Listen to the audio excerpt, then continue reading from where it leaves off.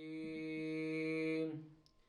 ਸ੍ਰੀ ਨਾਨਕ ਪਾਦ ਪੰਕਜ ਬੰਦਨ, ਪਾਦ ਪੰਕਜ ਬੰਦਨ। ਸਿਮਰੋ ਅੰਗਦ ਦੋਖ ਨਿਕੰਦਨ, ਅਮਰਦਾਸ ਗੁਰ ਹਿਰਦੈ ਧਿਆਵੋ, ਹਿਰਦੈ ਧਿਆਵੋ। ਸ੍ਰੀ ਗੁਰੂ ਰਾਮਦਾਸ ਗੁਣ ਗਾਵੋ, ਗੁਰੂ ਅਰਜਨ ਬਿਘਨਨ ਕੇ ਨਾਸਕ, ਬਿਘਨਨ ਕੇ ਨਾਸਕ। ਸ੍ਰੀ ਹਰਿਗੋਬਿੰਦ ਸ਼ੋਭ ਸਮਤੀ ਪ੍ਰਕਾਸ਼ਕ, ਗੁਰੂ ਹਰਿ ਰਾਏ ਨਮੋ ਕਰ ਜੋਰੀ, ਨਮੋ ਕਰ ਜੋਰੀ। ਸ੍ਰੀ ਹਰਿ ਕ੍ਰਿਸ਼ਨ ਮਨਾਏ ਬਹੋਰੀ, ਗੁਰੂ ਤੇਗ ਬਹਾਦਰ ਪਰਮ ਕਿਰਪਾਲਾ, ਪਰਮ ਕਿਰਪਾਲਾ। ਸ੍ਰੀ ਗੁਰੂ ਗੋਬਿੰਦ ਸਿੰਘ ਬਿਸਾਲਾ, ਤਰੋਂ ਤਰਾਂ ਪਰ ਪੁਨ ਪੁਨ ਸੀਸਾ, ਪੁਨ ਪੁਨ ਸੀਸਾ। ਬੰਦੋ ਬਾਰ ਬਾਰ ਜਗਦੀਸਾ, ਜਿਸ ਮਹਿ ਅੰਮ੍ਰਿਤ ਗਿਆਨ ਹੈ, ਮਾਨਕ ਭਗਤ ਬੈਰਾਗ। ਸ੍ਰੀ ਗੁਰੂ ਗ੍ਰੰਥ ਸਾਹਿਬ ਉਦਦ, ਬੰਦੋ ਕਰ ਅਨੁਰਾਗ। ਸ੍ਰੀ ਗੁਰੂ ਸ਼ਬਦ ਕਮਾਏ ਜਿਨ, ਜੀਤੇ ਪੰਜ ਵਿਕਾਰ। ਤਿਨ ਸੰਤਨ ਕੋ ਬੰਦਨਾ, ਸਿਰ ਚਰਨਨ ਪਰ ਧਾਰ। ਏਕ ਓੰਕਾਰਾ ਸਤਿਗੁਰੂ, ਤਿਹ ਪ੍ਰਸਾਦ ਸਚ ਹੋਏ।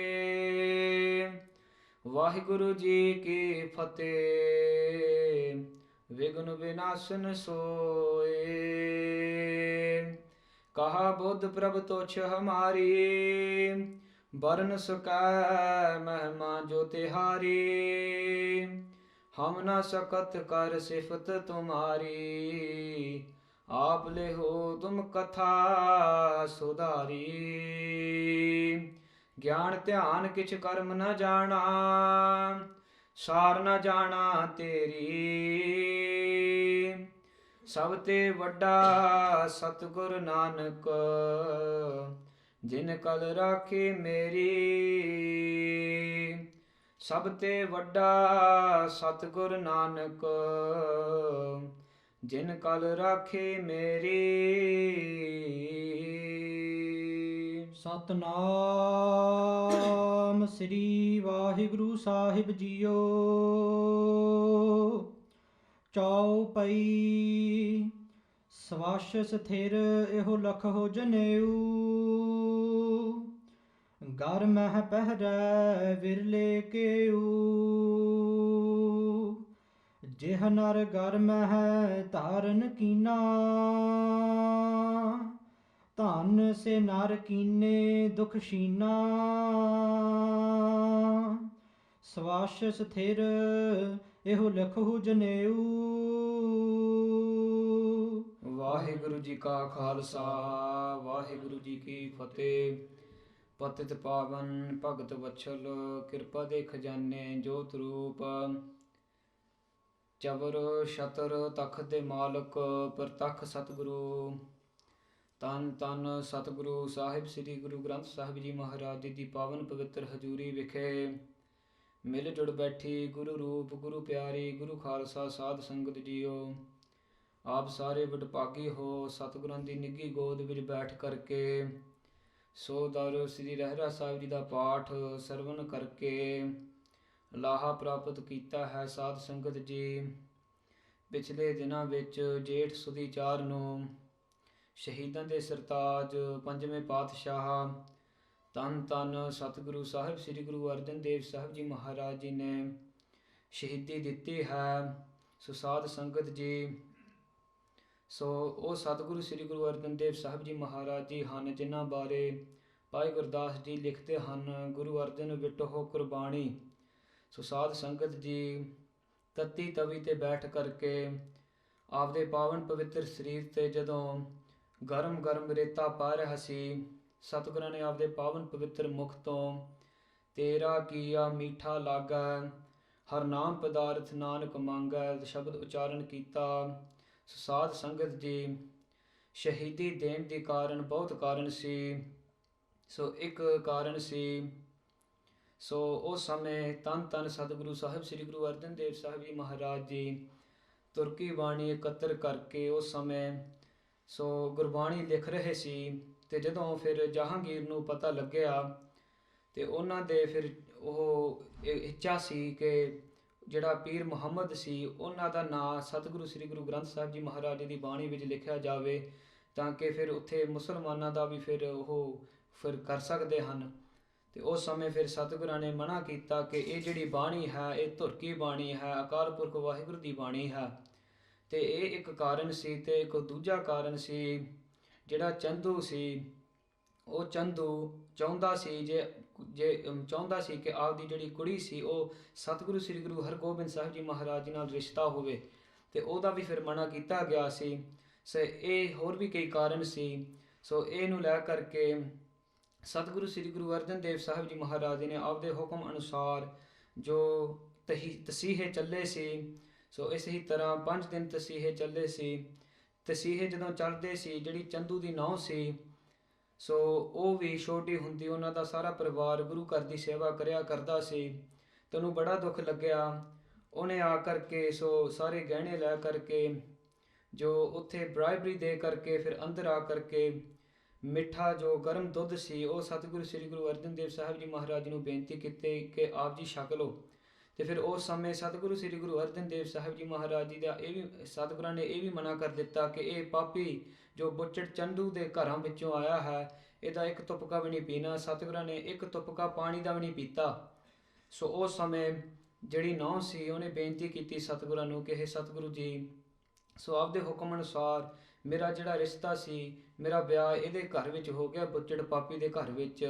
ਮੇਰੇ ਤੋਂ ਇੱਥੇ ਰਹਿ ਨਹੀਂ ਜਾ ਸਕਦਾ, ਆਪ ਜੀ ਕਿਰਪਾ ਕਰੋ। ਜਦੋਂ ਆਪ ਜੀ ਨੇ ਸਰੀਰ ਛੱਡਣਾ ਹੈ ਮੈਨੂੰ ਵੀ ਲੈ ਜਾਵੋ ਨਾਲ। ਸੋ ਸਤਿਗੁਰਾਂ ਨੇ ਉਸ ਸਮੇਂ ਫਿਰ ਬਚਨ ਕੀਤਾ ਕਿ ਤੇਰੀ ਸੇਵਾ ਪ੍ਰਵਾਨ ਹੈ। ਜੋ ਇਹ ਸ਼ਹੀਦੀ ਵਾਲੇ ਦਿਨ ਤੇ ਦੇਸ਼ਾਂ ਵਿਦੇਸ਼ਾਂ ਵਿੱਚ ਸਮੂਹ ਖਾਲਸਾ ਪੰਥ ਯਾਦ ਵਿੱਚ ਫਿਰ ਸ਼ਬੀਲਾਂ ਲਾਇਆ ਕਰਨਗੇ। ਸੋ ਤੇਰੀ ਸੇਵਾ ਪ੍ਰਵਾਨ ਹੈ ਤੇ ਇੱਕ ਦਿਨ ਨੂੰ ਅਸੀਂ ਸਰੀਰ ਛੱਡਾਂਗੇ, ਤੇ ਜਦੋਂ ਅਸੀਂ ਸਰੀਰ ਛੱਡਾਂਗੇ ਤੂੰ ਵੀ ਨਾਲ ਸਰੀਰ ਛੱਡ ਦੀ, ਤੂੰ ਵੀ ਨਾਲ ਆ ਜੀ।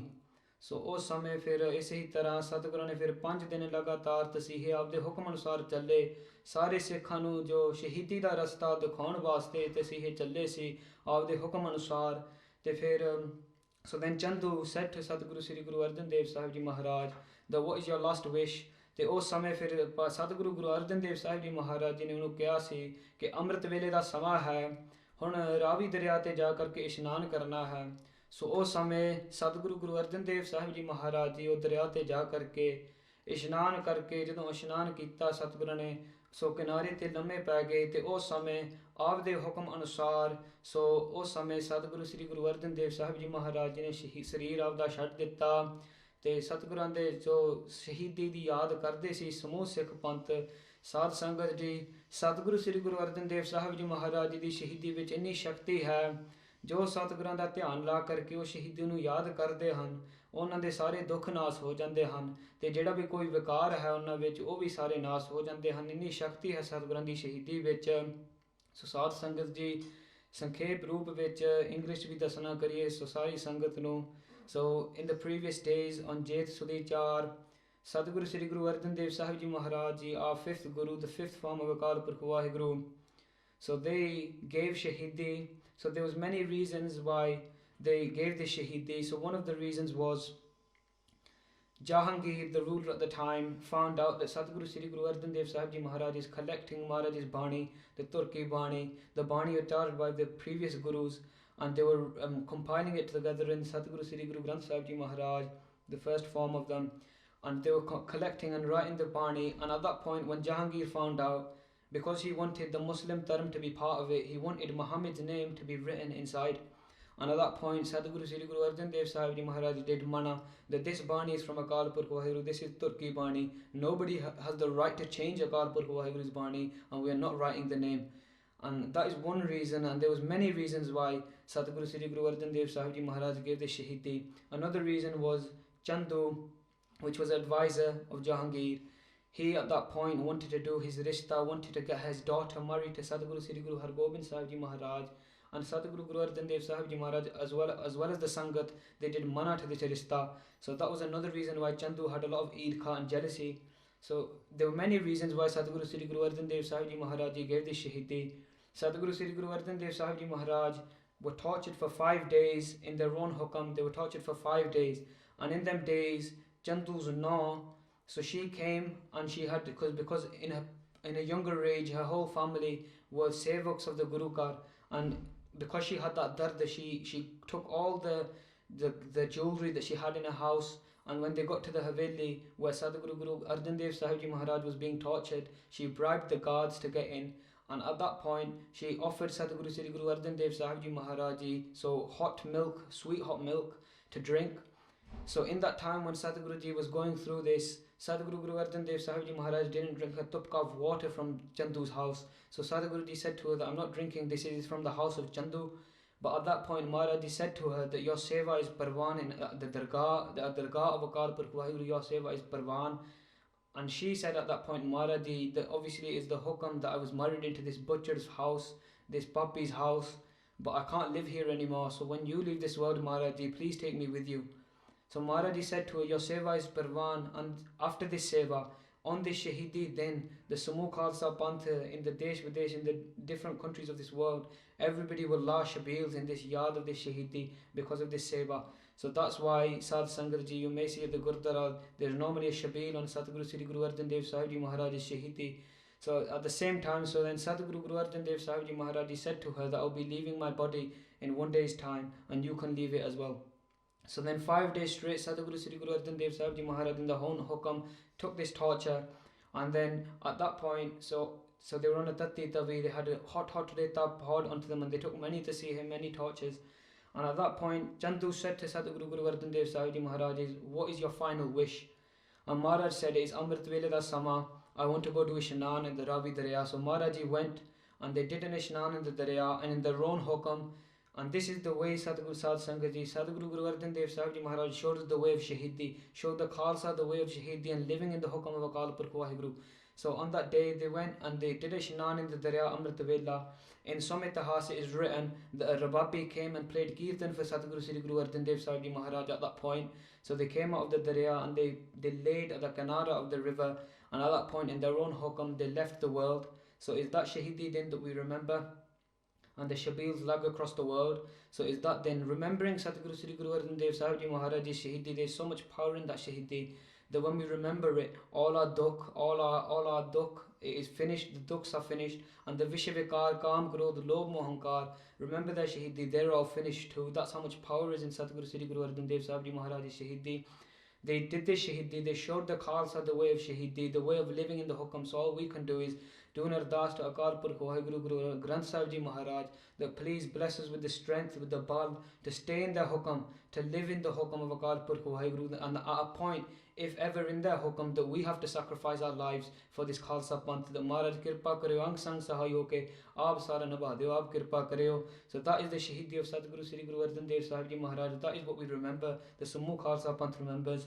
Roh Vichar, पिछले हफ्तियां विच सतगुਰਾਂ ने किरपा कीती है सतगुरु गुरु नानक साहब महाराज दी जेहड़ी कथा है वो आरंभ कराई है श्री गुरु नानक प्रकाश ग्रंथ. In the previous week we listened, ਅਸੀਂ ਸਰਵਨ ਕੀਤਾ ਸੀ. ਸੋ ਬਾਬਾ ਮਹਿਤਾ ਕਾਲੂ ਜੀ ਆਪਦੇ ਮਨ ਵਿੱਚ ਵਿਚਾਰ ਕਰਦੇ ਹਨ ਕਿ ਸਤਿਗੁਰੂ ਗੁਰੂ ਨਾਨਕ ਦੇਵ ਸਾਹਿਬ ਜੀ ਮਹਾਰਾਜ ਦੀ ਜਿਹੜੀ ਉਮਰ ਹੈ ਹੁਣ ਵੱਡੀ ਹੋ ਗਈ ਹੈ. ਸੋ ਜਿਸ ਤਰ੍ਹਾਂ ਉਹਨਾਂ ਦੀ ਮਰਿਆਦਾ ਹੈ, ਜੋ ਕੁਲ ਦੀ ਮਰਿਆਦਾ ਹੈ ਖੱਤਰੀਆਂ ਦੀ, ਸੋ ਹਿੰਦੂ ਧਰਮ ਦੀ ਮਰਿਆਦਾ ਹੈ ਕਿ ਹੁਣ ਜਨੇਊ ਪਾਉਣ ਦਾ ਸਮਾਂ ਹੈ. ਸੋ ਇਹਨੂੰ ਲੈ ਕਰਕੇ ਸਤਿਗੁਰੂ ਗੁਰੂ ਨਾਨਕ ਸਾਹਿਬ ਮਹਾਰਾਜ ਜੀ, ਬਾਬਾ ਮਹਿਤਾ ਕਾਲੂ ਜੀ ਨੇ ਜੋ ਪੰਡਿਤ ਹਰਦਿਆਲ ਜੀ ਨੂੰ ਉਸੇ ਵਕਤ ਫਿਰ ਘਰੇ ਸੱਦ ਲਿਆ ਅਤੇ ਬੇਨਤੀ ਕੀਤੀ, ਸਾਰੀ ਫਿਰ ਬੇਨਤੀ ਕੀਤੀ ਕਿ ਹੁਣ ਜਨੇਊ ਪਾਈਏ ਸਤਿਗੁਰਾਂ ਦੇ. ਸੋ ਉਸ ਸਮੇਂ ਫਿਰ ਪੰਡਿਤ ਹਰਦਿਆਲ ਜੀ ਨੇ ਕਿਹਾ ਕਿ ਜਿਹੜੇ ਸਾਰੀ ਸਮੱਗਰੀ ਸੀ ਗਣੇਸ਼ ਪੂਜਾ ਕਰਨ ਵਾਸਤੇ, ਸੋ ਲੰਗਰ ਦਾ ਸਮਾਨ ਜਿਸ ਤਰ੍ਹਾਂ ਉਹ ਜੱਗ ਕਰਦੇ ਹਨ, ਬੱਕਰੇ ਵਗੈਰਾ ਉਸ ਸਮੇਂ ਜਿਸ ਤਰ੍ਹਾਂ ਛਤਰੀ ਖਾਇਆ ਕਰਦੇ ਸੀ, ਸੋ ਸਾਰਿਆਂ ਨੂੰ ਸਾਰਾ ਸਮਾਨ ਇਕੱਤਰ ਕਰ ਲਵੋ। ਸੋ ਉਸੇ ਹੀ ਸਮੇਂ ਫਿਰ ਬਾਬਾ ਮਹਿਤਾ ਕਾਲੂ ਜੀ ਨੇ ਸਾਰਾ ਸਮਾਨ ਇਕੱਤਰ ਕਰਕੇ ਸਾਰੇ ਪਿੰਡ ਦੇ ਜਿਹੜੇ ਲੋਕ ਸੀ, ਨਗਰੀ ਦੇ ਲੋਕ, ਬ੍ਰਾਹਮਣ, ਖੱਤਰੀਆਂ, ਸਾਰਿਆਂ ਨੂੰ ਸੱਦ ਕਰਕੇ ਫਿਰ ਉਸ ਦਿਨ 'ਤੇ ਉਹਨਾਂ ਨੇ ਜਨੇਊ ਪਾਉਣਾ ਸੀ। ਸੋ ਜਦੋਂ ਉਹ ਦਿਨ ਆਇਆ, ਸਾਰੇ ਸਤਿਗੁਰਾਂ ਦੇ ਘਰੇ ਆਏ, ਬਾਬਾ ਮਹਿਤਾ ਕਾਲੂ ਜੀ ਦੇ ਘਰੇ ਆਏ। ਪੰਡਿਤ ਹਰਦਿਆਲ ਜੀ ਫਿਰ ਨੇੜੇ ਹੋ ਕਰਕੇ ਸਤਿਗੁਰਾਂ ਦੇ ਜਨੇਊ ਪਾਉਣ ਲੱਗਿਆ। ਸਤਿਗੁਰਾਂ ਨੇ ਰੋਕ ਦਿੱਤਾ। ਸਤਿਗੁਰਾਂ ਨੇ ਫਿਰ ਸੋ ਆਸਾ ਦੀ ਵਾਰ ਵਿੱਚ ਇਹ ਸ਼ਬਦ ਆਉਂਦਾ ਹੈ, ਸਤਿਗੁਰਾਂ ਨੇ ਪਾਵਨ ਪਵਿੱਤਰ ਮੁਖ ਤੋਂ ਇਹ ਸ਼ਬਦ ਉਚਾਰਿਆ ਸੀ, ਦਇਆ ਕਪਾਹ ਸੰਤੋਖ ਸੂਤ ਜਤ ਗੰਢੀ ਸਤ ਵਟ, ਇਹ ਜਨੇਊ ਜੀ ਕਾ ਹੋਈ ਹਈ ਤਾ ਪਾਡੇ ਘਤ, ਨਾ ਇਹੋ ਟੁੱਟੈ ਨਾ ਮਲ ਲਾਗੈ, ਨਾ ਇਹੋ ਜਲੋ ਨਾ ਜਾਏ, ਤਨ ਸੋ ਮਾਨਸ ਨਾਨਕਾ ਜੋ ਗਲ ਚੱਲੇ ਪਾਏ। ਸੋ ਸਤਿਗੁਰੂ ਜੀ ਸਮਝਾਉਂਦੇ ਹਨ ਕਿ ਜਿਹੜਾ ਕਪਾਹ ਹੈ ਉਹ ਦਇਆ ਰੂਪੀ ਕਪਾਹ ਹੋਣਾ ਚਾਹੀਦਾ, ਇਹ ਅਸਲ ਜਨੇਊ ਹੈ। ਸੋ ਇਹ ਵਿਧੀ ਹੈ ਬਣਾਉਣ ਦੀ। ਸਤਿਗੁਰੂ ਜੀ ਇਹ ਫਿਰ ਦ੍ਰਿਸ਼ਟਾਂਤ ਦਿੰਦੇ ਹਨ, ਦਇਆ ਕਪਾਹ ਸੰਤੋਖ ਸੂਤ। ਸੋ ਦਇਆ ਰੂਪੀ ਕਪਾਹ ਹੋਣਾ ਚਾਹੀਦਾ, ਅਤੇ ਜਿਹੜਾ ਸੂਤ ਧਾਗਾ ਹੈ ਉਹ ਸੰਤੋਖ ਸਬਰ ਰੂਪੀ ਹੋਣਾ ਚਾਹੀਦਾ, ਸਤਿਗੁਰਾਂ ਦੇ ਹੁਕਮ ਵਿੱਚ ਰਹਿਣਾ ਚਾਹੀਦਾ। ਸੋ ਜਤ ਗੰਢੀ ਸਤ ਵਟ, ਸੋ ਇਸੇ ਤਰ੍ਹਾਂ ਜਤ ਸਤ ਵਿੱਚ ਕਾਇਮ ਰਹਿਣਾ ਹੈ। ਜਿਸ ਤਰ੍ਹਾਂ ਗੰਢੀ ਗੱਠ ਮਾਰਦੇ ਹਨ ਜਨੇਊ ਵਿੱਚ, ਉਹ ਫਿਰ ਜਤ ਸਤ ਵਿੱਚ ਕਾਇਮ ਰਹਿਣਾ। ਸੋ ਇਸੇ ਹੀ ਤਰ੍ਹਾਂ ਸਤਿਗੁਰੂ ਗੁਰੂ ਗੋਬਿੰਦ ਸਿੰਘ ਸਾਹਿਬ ਜੀ ਮਹਾਰਾਜ ਜੀ ਨੇ ਖਾਲਸੇ ਪੰਥ ਨੂੰ ਗੁਸ਼ਹਿਰਾ ਬਖਸ਼ਿਆ ਹੈ ਜਤ ਸਤ ਵਿੱਚ ਰਹਿਣ ਲਈ, ਜਤ ਸਤ ਵਿੱਚ ਕਾਇਮ ਵਾਸਤੇ ਰਹਿਣ ਲਈ। ਅਤੇ ਇਸੇ ਹੀ ਤਰ੍ਹਾਂ ਫਿਰ ਇਹ ਜਨੇਊ ਜੀਅ ਕਾ, ਸਤਿਗੁਰੂ ਜੀ ਸਮਝਾਉਂਦੇ ਹਨ ਪੰਡਿਤ ਹਰਦਿਆਲ ਨੂੰ ਕਿ ਜਿਹੜਾ ਅਸਲ ਜਨੇਊ ਹੈ, ਗਿਆਨ ਦਾ ਜਨੇਊ ਹੈ, ਇਹ ਜੀਵ ਦਾ ਅਸਲ ਜਨੇਊ ਹੈ। ਹੋਏ ਤਾਂ ਪਾਂਡੇ ਘੱਤ, ਕਿ ਜੇ ਇਹ ਅਸਲ ਜਨੇਊ ਹੋਵੇ ਉਹ ਫਿਰ ਮੇਰੇ ਗਲੇ ਵਿੱਚ ਪਾ ਦਿਓ। ਸਤਿਗੁਰੂ ਜੀ ਨਿਮਰਤਾ ਵਿੱਚ ਆ ਕਰਕੇ ਇਸ ਤਰ੍ਹਾਂ ਕਹਿੰਦੇ ਹੋ ਕਿ ਗਿਆਨ ਜਨੇਊ ਜੇ ਹੈਗਾ ਉਹ ਮੇਰੇ ਗਲੇ ਵਿੱਚ ਪਾ ਦਿਓ। ਨਾ ਇਹੋ ਟੁੱਟਾ ਨਾ ਮਲ ਲਾਗਾ, ਇਹ ਟੁੱਟਦਾ ਵੀ ਨਹੀਂ ਹੈਗਾ, ਇਹਦੇ ਮਹਿਲ ਵੀ ਨਹੀਂ ਲੱਗਦਾ, ਨਾ ਇਹੋ ਜਲਾ ਨਾ ਜਾਏ, ਇਹ ਸੜਦਾ ਵੀ ਨਹੀਂ ਹੈਗਾ, ਨਾ ਇਹ ਫਿਰ ਨਾਸ ਹੁੰਦਾ ਹੈ। ਧਨ ਸੋ ਮਾਨਸ ਨਾਨਕਾ ਜੋ ਗੱਲ ਚੱਲੇ ਪਾਏ। ਸਤਿਗੁਰੂ ਗੁਰੂ ਨਾਨਕ ਸਾਹਿਬ ਮਹਾਰਾਜ ਜੀ ਸਮਝਾਉਂਦੇ ਹਨ ਕਿ ਉਹ ਜਿਹੜੇ ਮਨੁੱਖ ਹਨ ਉਹ ਧੰਤਾਂ ਦੇ ਯੋਗ ਹਨ, ਧੰਨ ਉਹ ਮਨੁੱਖ ਹਨ ਜਿਨ੍ਹਾਂ ਨੇ ਜੋ ਆਪਦੇ ਅੰਤଃਕਰਨ ਰੂਪੀ ਹਿਰਦੇ ਰੂਪੀ ਗੱਲ ਵਿੱਚ ਇਹ ਗਿਆਨ ਜਿਹੜਾ ਰੂਪੀ ਜਨੇਊ ਹੈ ਉਹ ਗੱਲ ਵਿੱਚ ਪਾਇਆ ਹੈ। ਉਹ ਫਿਰ ਪਰਲੋਕ ਵਿੱਚ ਜਾ ਕਰਕੇ ਅਕਾਲ ਪੁਰਖ ਵਾਹਿਗੁਰੂ ਨਾਲ ਇੱਕੋ ਇੱਕ ਹੋ ਜਾਂਦੇ ਹਨ। ਸਤਿਗੁਰੂ ਜੀ ਇਹ ਫਿਰ ਸ਼ਬਦ ਉਚਾਰਦੇ ਹਨ, ਆਸਾ ਦੀ ਵਾਰ ਵਿੱਚ ਆਉਂਦਾ ਹੈ। ਸੋ ਹੁਣ ਅੱਗੇ ਜਿਹੜੀ ਕਥਾ ਹੁੰਦੀ ਹੈ, ਅੱਗੇ ਜਿਹੜੀ ਵਿਚਾਰ ਚੱਲਦੀ ਹੈ ਉਹ ਸਾਰੀ ਸੰਗਤ ਹੁਣ ਸਰਵਣ ਕਰੋ ਪ੍ਰੇਮ ਸਹਿਤ। ਸਾਰੀ ਸੰਗਤ ਮਨ ਚਿਤ ਬਿਰਤੀਆਂ ਕਾਬਲ ਕਰੀਏ, ਸ਼ਰਧਾ ਨਾਲ ਕਥਾ ਸਰਵਣ ਕਰੀਏ ਜੀ। ਸਤਨਾਮ ਸ੍ਰੀ ਵਾਹਿਗੁਰੂ ਸਾਹਿਬ ਜੀਓ। ਚੌਪਈ ਸਵਛ ਸਥਿਰ ਇਹੋ ਲਖੋ ਜਨੇਊ। ਸਤਿਗੁਰੂ ਗੁਰੂ ਨਾਨਕ ਸਾਹਿਬ ਮਹਾਰਾਜ ਜੀ ਸਮਝਾਉਂਦੇ ਹਨ ਕਿ ਜਿਹੜਾ ਇਹ ਜਨੇਊ ਹੈ ਇਹ ਸੱਚਾ ਜਨੇਊ ਹੈ, ਇਹ ਸਭ ਤੋਂ ਪਵਿੱਤਰ ਹੈ, ਇਹ ਸਦਾ ਰਹਿਣ ਵਾਲਾ ਜਨੇਊ ਹੈ। ਘਰ ਮਹਿ ਪਹਿਰੈ ਵਿਰਲੇ ਕੇਊ। ਤੇ ਇਹ ਜਿਹੜਾ ਜਨੇਊ ਹੈ ਇਹ ਵਿਰਲੇ ਹੀ ਆਪਦੇ ਅੰਤঃਕਰਨ ਹਿਰਦੇ ਰੂਪੀ ਗਲੇ ਵਿੱਚ ਪਾਉਂਦੇ ਹਨ। ਜਿਹ ਨਰ ਘਰ ਮਹਿ ਧਾਰਨ ਕੀਨਾ। ਸੋ ਜਿਹੜੇ ਉਹ ਮਨੁੱਖ ਹਨ ਤੇ ਉਹ ਆਪਦੇ ਗਲੇ ਵਿੱਚ ਪਾ ਲੈਂਦੇ ਨੇ ਇਹ ਸੱਚਾ ਜਨੇਊ ਜਿਹੜਾ ਹੈ, ਜਦੋਂ ਉਹ ਧਾਰਨ ਕਰ ਲੈਂਦੇ ਹਨ। ਧਨ ਸੇ ਨਰ ਕੀਨੇ ਦੁਖਸ਼ੀਨਾ। ਉਹ ਧਨ ਹੈ ਮਨੁੱਖ, ਉਹਨਾਂ ਨੇ ਇਹ ਅੰਤঃਕਰਨ ਰੂਪੀ ਗਲੇ ਤੇ ਇਹ ਜਿਹੜਾ ਸੱਚਾ ਜਨੇਊ ਹੈ, ਗਿਆਨ ਦਾ ਜਨੇਊ ਹੈ, ਉਹ ਆਪਦੇ ਗਲੇ ਵਿੱਚ ਪਾ ਲਿਆ ਹੈ, ਉਹਨਾਂ ਦੇ ਸਾਰੇ ਦੁੱਖ ਨਾਸ ਹੋ ਜਾਂਦੇ ਹਨ। ਲੋਕ ਬਾਹੁਰ ਪਰ ਲੋਕ ਅਸ਼ੋਕੂ। ਸੋ ਇਸ ਲੋਕ ਵਿੱਚ ਅਤੇ ਪਰਲੋਕ ਵਿੱਚ ਵੀ, ਸੋ ਇਸ ਲੋਕ ਵਿੱਚ ਵੀ ਆਨੰਦ ਪ੍ਰਸੰਨ ਰਹਿੰਦੇ ਹਨ, ਆਨੰਦ ਵਿੱਚ ਰਹਿੰਦੇ ਹਨ, ਪਰਲੋਕ ਵਿੱਚ ਵੀ ਜਾ ਕਰਕੇ ਸਦਾ ਵਾਸਤੇ ਆਨੰਦ ਵਿੱਚ ਰਹਿੰਦੇ ਹਨ ਉਹ ਲੋਕ। ਸਨਮਾਨ ਹੈ ਸਭ ਅੰਤਕ ਓਕੂ। ਤੇ ਫਿਰ ਜਦੋਂ ਧਰਮ ਰਾਜੇ ਅੱਗੇ ਜਾਂਦੇ ਹਨ ਪਰਲੋਕ ਦੇ ਸਮੇਂ ਵਿੱਚ, ਜਦੋਂ ਧਰਮ ਰਾਜੇ ਜਮਦੂਤਾਂ ਅੱਗੇ ਖੜਦੇ ਹਨ, ਉੱਥੇ ਵੀ ਬਹੁਤਾ ਸਨਮਾਨ ਹੁੰਦਾ ਹੈ ਇਹਨਾਂ ਦਾ, ਬਹੁਤਾ ਭਾਰੀ ਜਸ ਹੁੰਦਾ ਹੈ ਇਹਨਾਂ ਦਾ। ਅਸਬਿਦ ਕੋ ਜੇ ਹੈ ਤੁਮ ਪਾਸੂ। ਸਤਿਗੁਰੂ ਜੀ ਨਿਮਰਤਾ ਰੂਪ ਵਿੱਚ ਆ ਕਰਕੇ ਪੰਡਿਤ ਹਰਦਿਆਲ ਨੂੰ ਕਹਿੰਦੇ ਹਨ, ਸਮਝਾਉਂਦੇ ਹਨ ਕਿ ਇਹ ਜੇ ਸੱਚਾ ਜਨੇਊ ਹੈ, ਗਿਆਨ ਰੂਪੀ ਜਿਹੜਾ ਜਨੇਊ ਹੈ, ਜੇ ਇਹ ਆਪ ਜੀ ਦੇ ਪਾਸ ਹੈ, ਘਰ ਮੁਝ ਪਾਵੋ ਦੁਕ੍ਰਿਤ ਨਾਸੂ। ਇਹ ਦੁੱਖਾਂ ਨੂੰ ਨਾਸ ਕਰਨ ਵਾਲਾ ਜਿਹੜਾ ਜਨੇਊ ਹੈ ਇਹ ਮੇਰੇ ਗਲ ਵਿੱਚ ਪਾ ਲਵੋ। ਕਰਤ ਸੂਤ ਕੋ ਗ੍ਰੰਥਨ ਪਾਈ। ਸੋ ਜਿਸ ਤਰ੍ਹਾਂ ਤੁਸੀਂ ਗ੍ਰੰਥਾਂ ਦੇ ਸਥਾਪਕ ਜਾਂਦੇ ਹੋ, ਤੇ ਜਿਸ ਤਰ੍ਹਾਂ ਉਹ ਜਿਹੜਾ ਤੁਸੀਂ ਜਨੇਊ ਦੀ ਗੱਲ ਕਰਦੇ ਹੋ, ਧਾਗਾ ਜਿਹੜਾ ਹੁੰਦਾ ਹੈ, ਜਲ ਜਾਵਹਿ ਇਹ ਸੰਗ ਨਾ ਜਾਈ। ਅੰਤ ਦੇ ਸਮੇਂ ਵਿੱਚ ਜਦੋਂ ਮੌਤ ਦਾ ਸਮਾਂ ਹੁੰਦਾ ਹੈ, ਜਦੋਂ ਫਿਰ ਸੰਸਕਾਰ ਕਰਦੇ ਹਨ, ਸਰੀਰ ਸੜ ਜਾਂਦਾ ਹੈ, ਨਾਲ ਹੀ ਇਹ ਤਾਗਾ ਜਾਂ ਜਨੇਊ ਸੜ ਜਾਂਦਾ ਹੈ, ਇਹ ਨਹੀਂ ਨਾਲ ਜਾਂਦਾ ਪਰਲੋਕ ਵਿੱਚ। ਜਾਨਹੁ ਕੱਚਾ ਕਾਜ ਸੰਸਾਰੂ। ਕਿ ਹੇ ਪੰਡਿਤ ਹਰਦਿਆਲ ਜੀ, ਆਪ ਜੀ ਜਾਣਨਾ ਕਰੋ, ਇਹ ਕੱਚਾ ਹੀ ਹੈ, ਇਹ ਸਮਝ ਲਓ ਇਹ ਕੱਚਾ ਹੀ ਹੈ, ਇਹ ਨਹੀਂ ਜਾਂਦਾ ਨਾਲ। ਲੋਕ ਦਿਖਾਵਾ ਕਰਤ ਗਵਾਰੂ। ਇਹ ਤਾਂ ਇੱਕ ਲੋਕ ਦਿਖਾਵਾ ਹੀ ਬਣ ਜਾਂਦਾ ਹੈ, ਲੋਕਾਂ ਨੂੰ ਦਿਖਾਉਣ ਵਾਸਤੇ ਹੀ ਤੁਸੀਂ ਪਾਏ ਫਿਰਦੇ ਹੋ। ਸੁਨ ਕਰ ਬਚ ਹਰਦਿਆਲ ਰਸਾਲਾ। ਸੋ ਫਿਰ ਉਸ ਸਮੇਂ ਪੰਡਿਤ ਹਰਦਿਆਲ ਜੀ ਨੇ ਸਤਿਗੁਰਾਂ ਦੇ ਰਸ ਭਰੇ ਬਚਨ ਸੁਣ ਕਰਕੇ ਪੁਲਕਾਵਲ ਤਨ ਹਰਖ ਵਿਸਾਲਾ। ਉਸ ਸਮੇਂ ਬਹੁਤੀ ਖੁਸ਼ੀ ਹੋਈ, ਬਹੁਤੇ ਪ੍ਰਸੰਨ ਹੋਇਆ ਪੰਡਿਤ ਹਰਦਿਆਲ।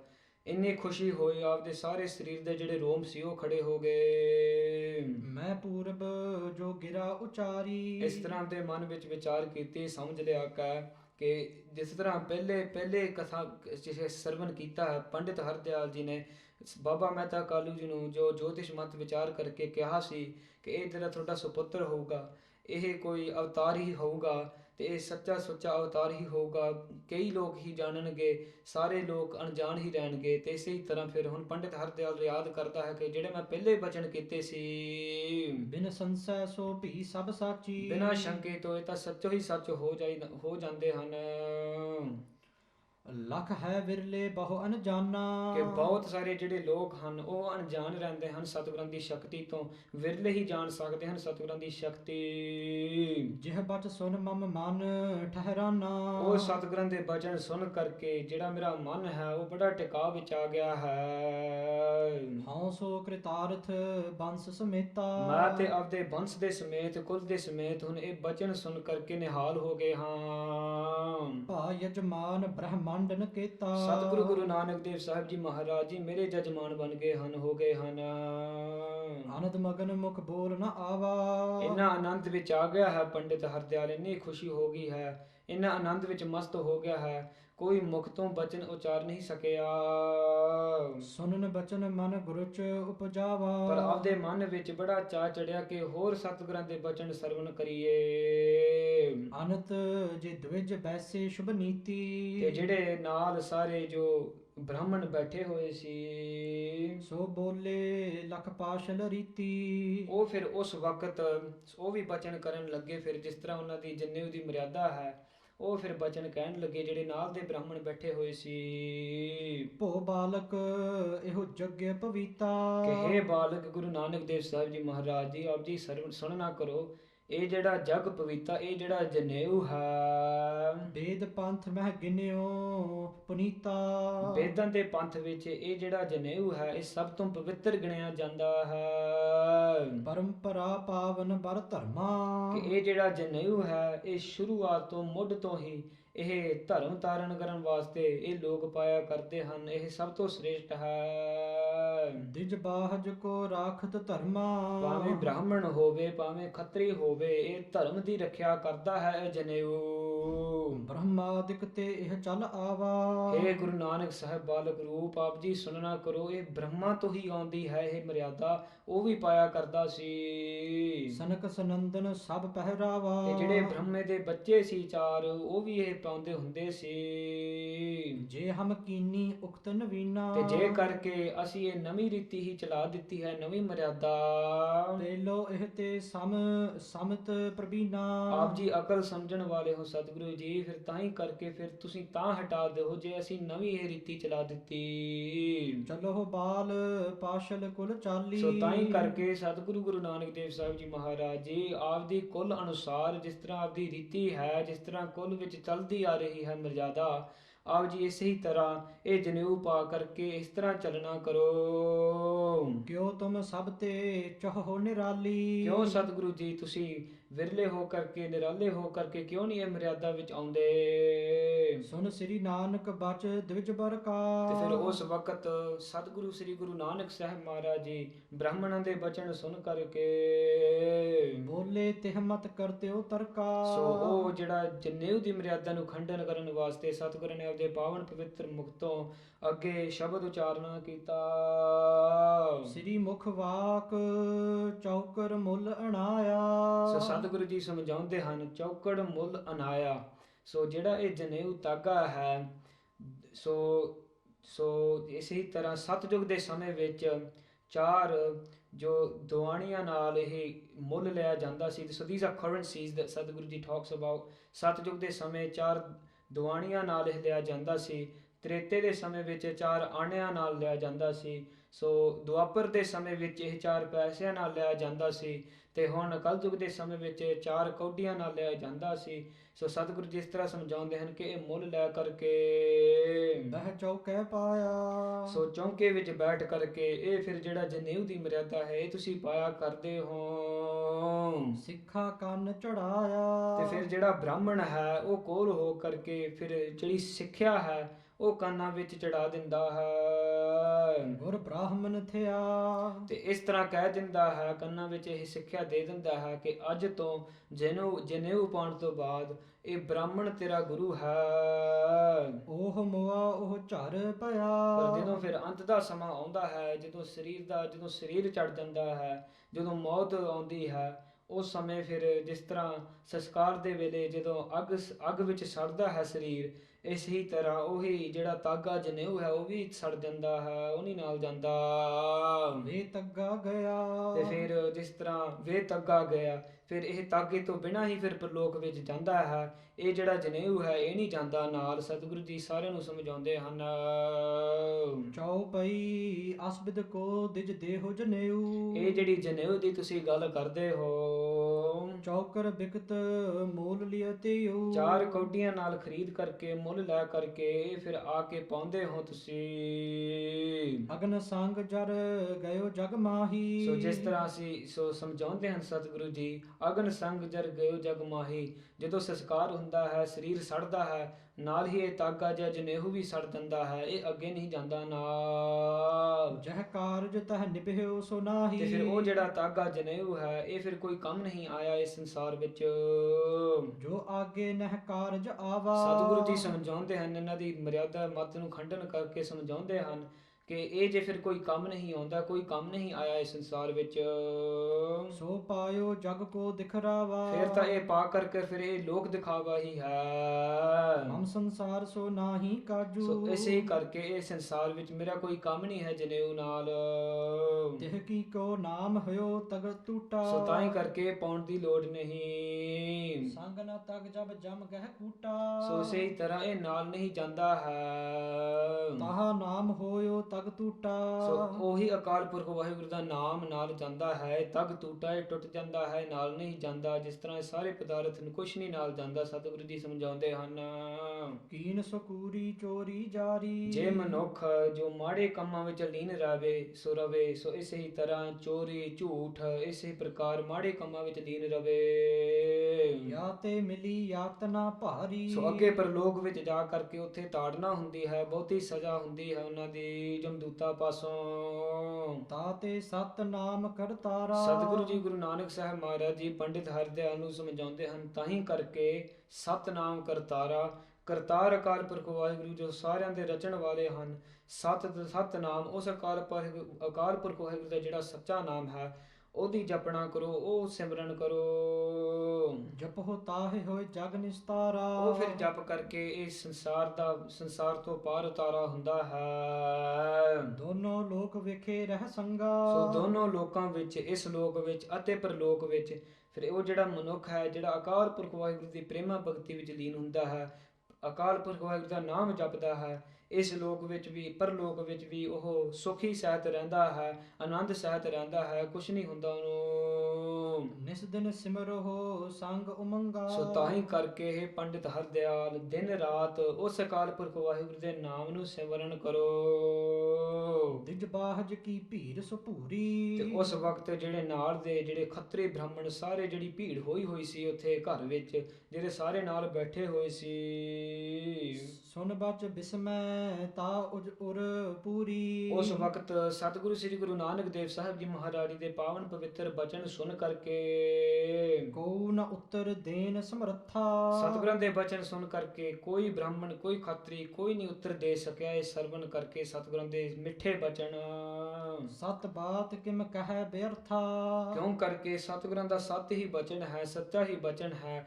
ਕੌਣ ਵਿਅਰਥ ਕਹਿ ਸਕਦਾ ਸਤਿਗੁਰਾਂ ਦੇ ਬਚਨਾਂ ਨੂੰ। ਪੁਨ ਤਿਹ ਕਾਲ ਜੋ ਕਾਲੂ ਗਿਆਤੀ। ਸੋ ਉਸ ਵਕਤ ਜਿਹੜੇ ਬਾਬਾ ਮਹਿਤਾ ਕਾਲੂ ਜੀ ਦੇ ਸਾਰੇ ਸੰਬੰਧੀ ਸੀ, ਖੱਤਰੀ ਬ੍ਰਾਹਮਣ ਸੀ, ਸੋ ਬੋਲੇ ਨਿਜ ਬਾਤ ਸੁਹਾਤੀ। ਤੇ ਫਿਰ ਉਸ ਵਕਤ ਸਤਿਗੁਰਾਂ ਨੂੰ ਬਚਨ ਕਹਿਣ ਲੱਗੇ, ਉਹ ਬੋਲਣ ਲੱਗੇ, ਸੁਨੀਏ ਸ੍ਰੀ ਨਾਨਕ ਪਰਬੀਨਾ। ਹੇ ਬਾਲਕ ਸ੍ਰੀ ਗੁਰੂ ਨਾਨਕ ਦੇਵ ਸਾਹਿਬ ਜੀ ਮਹਾਰਾਜ ਜੀ, ਆਪ ਜੀ ਬੜੇ ਅਕਲ ਸਮਝਣ ਵਾਲੇ ਹੋ, ਆਪ ਜੀ ਸਰਵਨ ਕਰੋ। ਤੋਰ ਅਤਰਕ ਗਿਰਾ ਰਸ ਭੀਨਾ। ਜਿਹੜਾ ਆਪ ਜੀ ਨੇ ਬਚਨ ਕੀਤਾ ਹੈ, ਬੜਾ ਮਿੱਠਾ ਬਚਨ, ਰਸ ਭਰਿਆ ਬਚਨ, ਸੱਚ ਬਚਨ ਕਿਹਾ ਹੈ ਆਪ ਜੀ ਨੇ। ਤਦਪ ਜੋ ਤਵ ਪਿਤ ਖਰਚਿਓ। ਇਹ ਸੱਚ ਹੀ ਬਚਨ ਆਪ ਜੀ ਨੇ ਕਿਹਾ ਹੈ, ਪਰ ਸਤਿਗੁਰੂ ਜੀ ਜਿਹੜਾ ਬਾਬਾ ਮਹਿਤਾ ਕਾਲੂ ਜੀ ਨੇ, ਉਹਨਾਂ ਨੇ ਬਹੁਤੀ ਖਰਚਾ ਕੀਤੀ ਹੈ। ਇਹ ਸਾਰਾ ਜੋ ਇਹ ਛਕਾਉਣਾ ਹੈ, ਬੱਕਰਾ ਬੁਕਰਾ ਲੈ ਕਰਕੇ ਇਹ ਸਾਰਾ ਛਕਾਇਆ ਹੈ ਤੁਹਾਡੇ ਜਨੇਊ ਪਾਉਣ ਵਾਸਤੇ।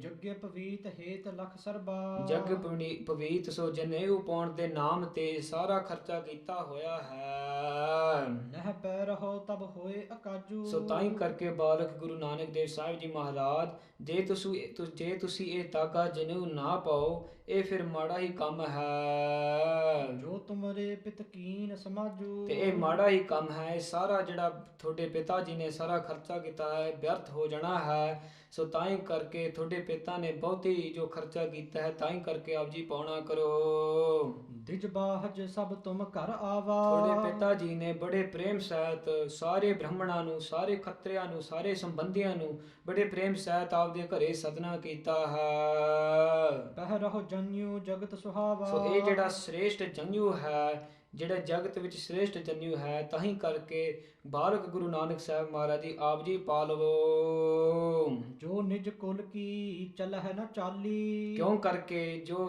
ਜਿਸ ਤਰ੍ਹਾਂ ਤੁਹਾਡੀ ਕੁਲ ਦੀ ਮਰਿਆਦਾ ਹੈ, ਜਿਹੜੀ ਇਹ ਰੀਤੀ ਹੈ, ਜਿਸ ਤਰ੍ਹਾਂ ਚੱਲੀ ਆ ਰਹੀ ਹੈ, ਜੋ ਇਸ ਮਰਿਆਦਾ ਵਿੱਚ ਨਹੀਂ ਚੱਲਦਾ, ਜਾਤ ਪਾਤ ਤਿਹ ਕਰੈ ਨਿਰਾਲਾ। ਜਿਹੜੇ ਸਾਰੇ ਸੰਬੰਧੀ ਹਨ, ਸੋ ਜਾਤ ਪਾਤ ਉਹ ਪਰੇ ਹੋ ਜਾਂਦੇ ਹਨ, ਤੁਹਾਨੂੰ ਨਿਰਾਲਾ ਕਰ ਦੇ ਦੇਣਗੇ, ਸੋ ਵਿੱਚੋਂ ਕੱਢ ਦੇਣਗੇ, ਨਹੀਂ ਤੁਹਾਡੇ ਨਾਲ ਮਿਲਿਆ ਵਰਤਣਗੇ।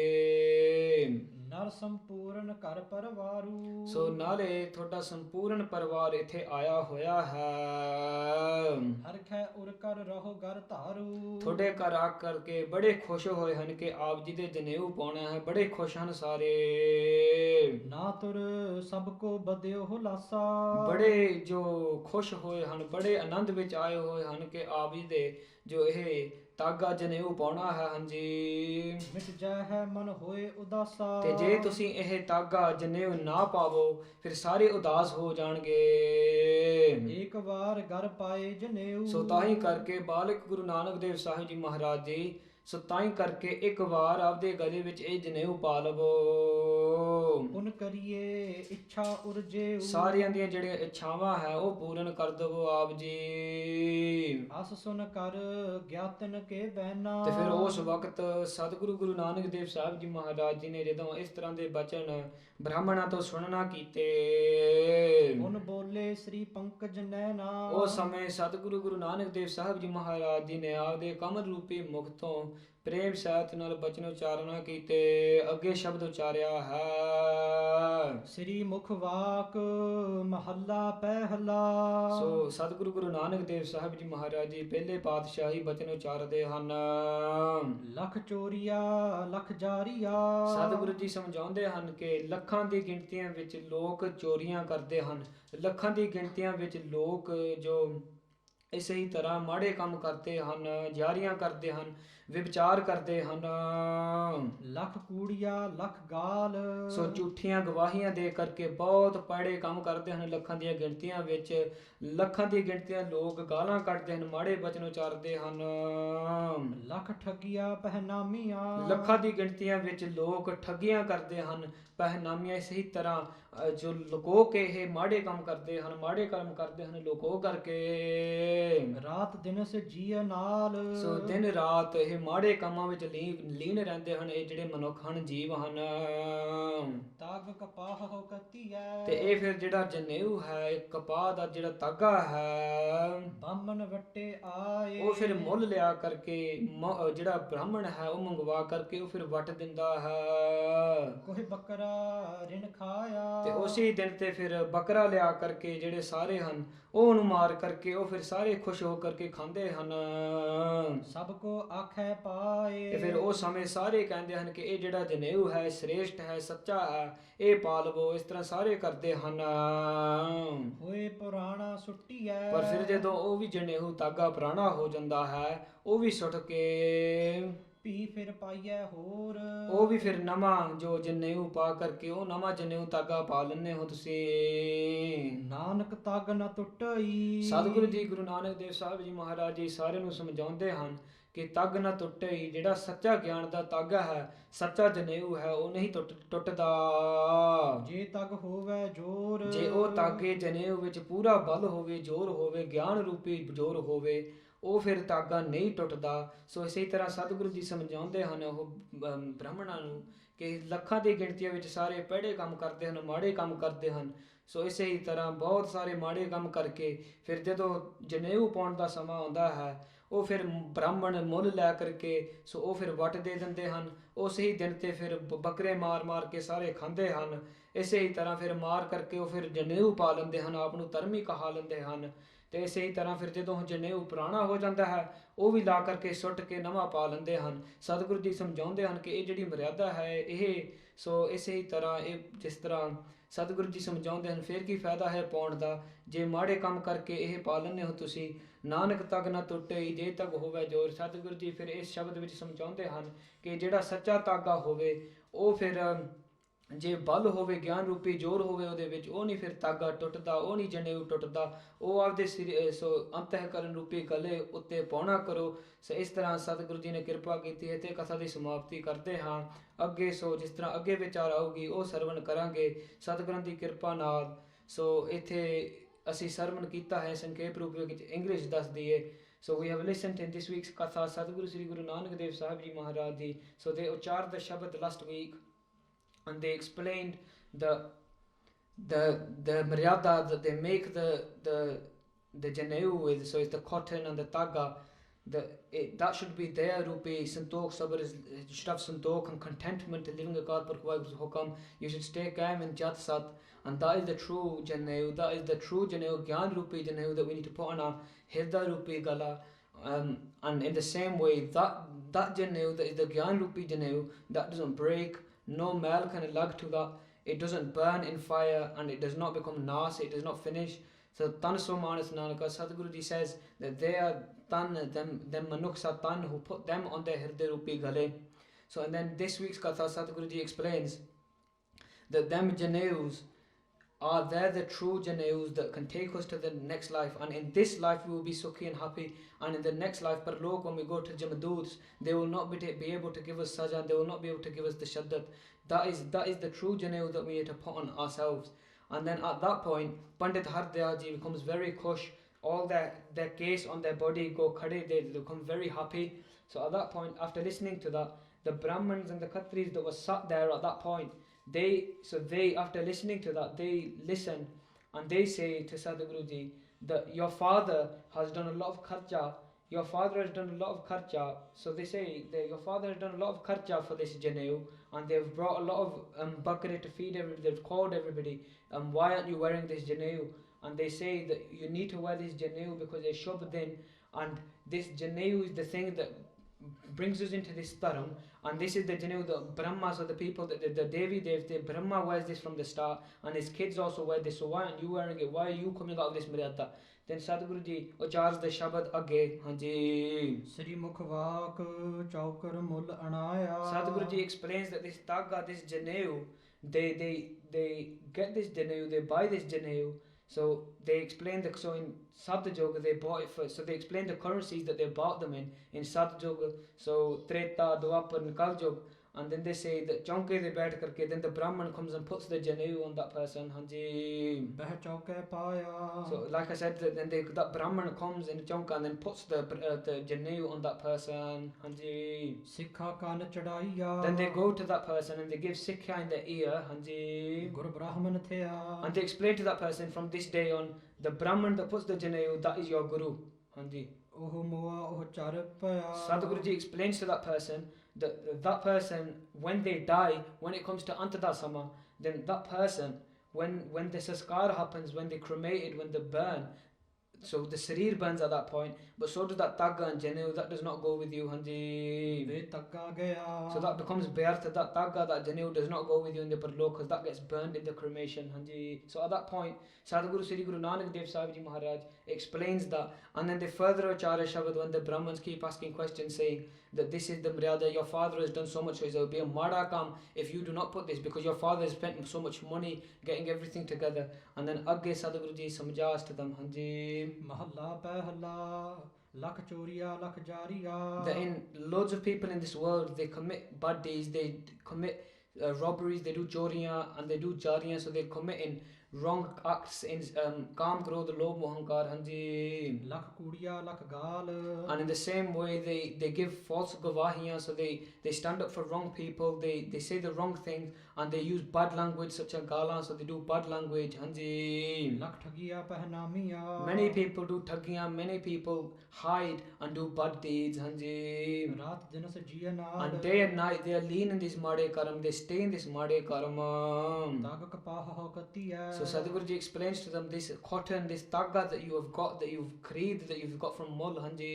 ਬਾਮਨ ਵੱਟੇ You bring it to that Brahman, and that Brahman does that mryada of watting it together. They create that janeo. ਕੋਹੇ ਬੱਕਰਾ ਰਿਣ ਖਾਇਆ Then on that same day when they want to put the janeo on you, then they kill a bakara and they bring that bakara, that goat, to everybody eats happily. ਸਭ ਕੋ ਆਖੈ ਪਾਏ And then at that point everybody says that put this janeo on, this will make you a dharmi banda, put this janeo on. ਹੋਏ ਪੁਰਾਣਾ ਸੁੱਟੀਐ But then Sadhguru Ji explains to them that when that becomes purana, when that gets mel on it, then you take away that and you throw it away. ਭੀ ਫਿਰ ਪਾਈਐ ਹੋਰ And then you get a new one, and then you put a new one on as well at the same time, hanji. Nanak ਤਗ ਨ ਟੁੱਟਈ Sadhguru Ji explains that this is all a waste of time. Tagna tutte, the asal janev, the asal taga, the gyan rupi taga, that does not break. ਜੇ ਤਗ ਹੋਵੇ ਜੋਰ If that has the full strength, the full jor, the full bal, so the strength is gyan rupi jor. If that taga, that janev, that Sri Guru Nanak Dev Sahib Ji Maharaj explained to everybody, the gyan rupi janev, the prema bhakti of Akal Purkh Waheguru, if you have that taga, if you have that janev, that does not break, and that will take you, that naam of Akal Purkh Waheguru will take you in the parlok and be ang sang sahai, and that will take you to become one with Akal Purkh Waheguru. This is the Shabad Sadhguru Ji Uchars. In the next week Katha we will listen to the vichar, how it happens further. So ਇੱਥੇ ਕਥਾ ਦੀ ਸਮਾਪਤੀ ਹੈ। ਸਾਧ ਸੰਗਤ ਜੀ, ਕਥਾ ਕਰਦੇ ਆ ਹੋਈ ਅਨੇਕਾਂ ਪ੍ਰਕਾਰ ਦੀਆਂ ਗਲਤੀਆਂ ਹੋ ਗਈਆਂ ਹੋਣਗੀਆਂ ਹਨ, ਆਪ ਦਾ ਅਣਜਾਣ ਬੱਚਾ ਸਮਝ ਕਰਕੇ ਮਾਫ ਕਰ ਦਿਓ। ਸਤਿਗੁਰੂ ਗੁਰੂ ਗ੍ਰੰਥ ਸਾਹਿਬ ਜੀ ਅਸੀਸ ਬਖਸ਼ਣ, ਆਪ ਜੀ ਅਸੀਸ ਬਖਸ਼ੋ, ਇਸੇ ਤਰ੍ਹਾਂ ਸੇਵਾ ਲੈਂਦੇ ਰਹੋ। ਸੋ ਇੱਥੇ ਕਥਾ ਦੀ ਸਮਾਪਤੀ ਹੈ। ਅਖੀਰਲੀਆਂ ਦੋ ਪੰਕਤੀਆਂ ਪੜ੍ਹ ਕਰਕੇ ਗੁਰੂ ਦੀ ਉਸਤਤ ਕਰਕੇ ਕਥਾ ਦੀ ਸਮਾਪਤ ਕਰੀਏ। ਲੇਖਾ ਕਥਾ ਨ ਛੂਟੀ ਹੈ, ਖਿਨ ਖਿਨ ਭੂਲਨ ਹਾਰ, ਬਖਸ਼ਣ ਹਾਰ ਬਖਸ਼ਲਾ, ਨਾਨਕ ਪਾਰ ਉਤਾਰ। ਹੋਏ ਪੁਰਾਣਾ ਸੁੱਟੀਐ ਭੀ ਫਿਰ ਪਾਈਐ ਹੋਰ ਨਾਨਕ ਤਗ ਨ ਟੁੱਟਈ, ਜੇ ਤਗ ਹੋਵੇ ਜੋਰ। ਵਾਹਿਗੁਰੂ ਜੀ ਕਾ ਖਾਲਸਾ, ਵਾਹਿਗੁਰੂ ਜੀ ਕੀ ਫਤਿਹ। ਹੇ ਗੋਬਿੰਦ, ਹੇ ਗੋਪਾਲ, ਹੇ ਦਇਆਲ ਲਾਲ, ਪ੍ਰਾਣਨਾਥ ਨਾਥ ਸਖੇ, ਦੀਨ ਦਰਦ ਨਿਵਾਰ। ਹੇ ਸਮਰੱਥ ਅਗਮ ਪੂਰਨ, ਮੋਹਿ ਮਾਇਆ ਧਾਰ। ਅੰਧਕੂਪ ਮਹਾਪਿਆਨ, ਨਾਨਕ ਪਾਰ ਉਤਾਰ। ਹੇ ਅਚੁੱਤ, ਹੇ ਪਾਰ ਬ੍ਰਹਮ, ਅਬਨਾਸ਼ੀ ਅਗਨਾਸ। ਹੇ ਪੂਰਨ, ਹੇ ਸਰਬ ਮੈਂ, ਦੁਖ ਭੰਜਨ ਗੁਣਤਾਸ। ਹੇ ਸੰਗੀ, ਹੇ ਨਿਰੰਕਾਰ, ਹੇ ਨਿਰਗੁਣ ਸਭ ਟੇਕ। ਹੇ ਗੋਬਿੰਦ, ਹੇ ਗੁਣ ਨਿਧਾਨ, ਜਾ ਕੈ ਸਦਾ ਵਿਵੇਕ। ਹੇ ਅਪਰੰਪਰ ਹਰ ਹਰੇ, ਹੈ ਪੀ ਹੋਵਨਹਾਰ। ਹੇ ਸੰਤਹਿ ਕੈ ਸਦਾ ਸੰਗ, ਨਿਦਾਰਾ ਆਧਾਰ। ਹੇ ਠਾਕੁਰ ਹਉ ਦਾਸਰੋ, ਮੈਂ ਨਿਰਗੁਣ ਗੁਣ ਨਹੀਂ ਕੋਇ। ਨਾਨਕ ਦੀਜੈ ਨਾਮ ਦਾਨ, ਰਾਖੋ ਹਿਐ ਪਰੋਇ। ਆਏ ਪ੍ਰਭ ਸਰਨਾਗਤੀ, ਕਿਰਪਾ ਨਿਧ ਦਇਆਲ। ਏਕ ਅੱਖਰ ਹਰ ਮਨ ਬਸਤ, ਨਾਨਕ ਹੋਤ ਨਿਹਾਲ। ਵਾਹਿਗੁਰੂ ਨਾਮ ਜਹਾਜ ਹੈ, ਚੜ੍ਹੈ ਸੋ ਤਰੇ ਪਾਰ।